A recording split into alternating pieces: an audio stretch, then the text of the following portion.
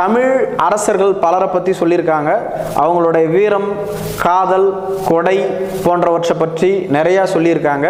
இதே போன்று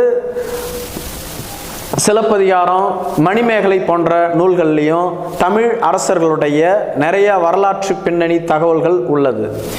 இது எல்லாம் போக நம்முடைய தமிழ் அரசர்களுடைய வரலாறை ஸ்ரீலங்காவில் உள்ள அந்த நாட்டினுடைய வரலாற்று நூலான மகாவம்சத்திலையும் குறிப்பிடப்பட்டிருக்கு.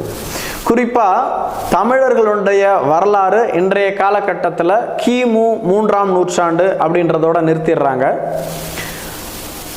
உலகத்தில் கிடைக்கப்பட்ட நூல்களில் மிக தொன்மையான இலக்கண நூல் தொல்காப்பியம்.